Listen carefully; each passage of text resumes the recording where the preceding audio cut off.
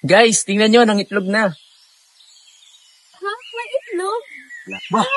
Oo nga, may itlog na. Guys, random question lang. Sa tingin nyo kaya, ang itlog na to ay pwede lumutang sa tubig? Lulutang? Come on guys, it's an egg. Mas mabilis pa ata yung babagsak kaysa sa egg ko sa mato. Okay na nga yan. Actually, it can float, but only if the water is salty enough. Trust me, science told me so. Talaga Edi, wow. lang oh. Edi, Para malaman natin, ba't hindi natin gawin at subukan? Kaya tara, Tara. let's experiment. let's go!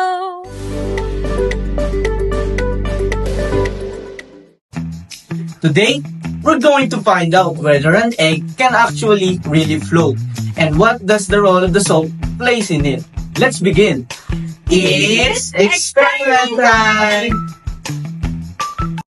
For this experiment, we need 3 clear cups, tap water, salt and spoon, and 3 raw eggs.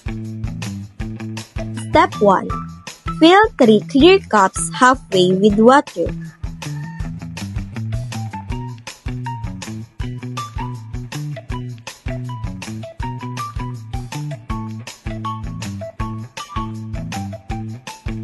Step 2.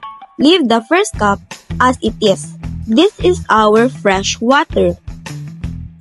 Step 3. In the second cup, dissolve 2 tablespoons of salt. Stir it well. Label this as a salt water, our trial one.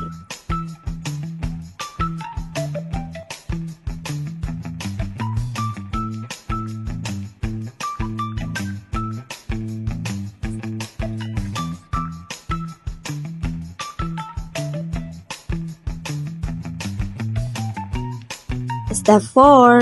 In the third cup, dissolve 4 tablespoons of salt.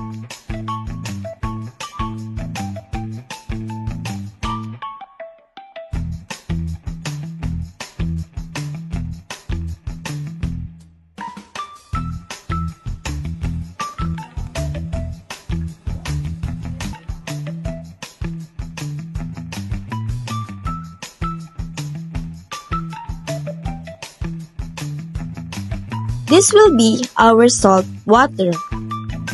Trial 2. Step 5. Gently place the egg in the fresh water.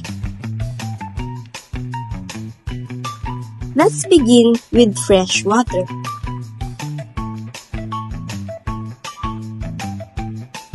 As expected, the egg sinks straight to the bottom. The water does not have enough density to support the egg's weight. Step 6. Now, place the egg in the salt water, our trial 1. In trial 1, the egg still sinks, but slower this time.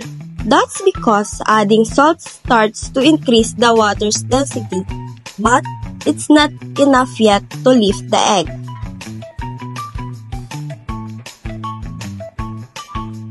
Step 7. Finally, place the egg in salt water, our trial 2. And there it is, the egg floats. With more salt, the water becomes denser than the egg. This creates a stronger buoyant force that pushes the egg upward.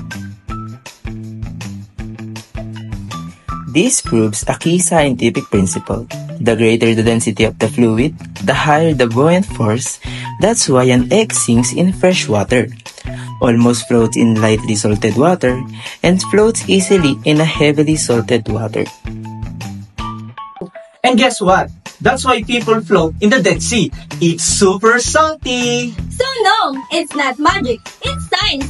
Density and buoyancy working together. Next time, someone says the egg cannot float. Test it. Observe it! And believe it.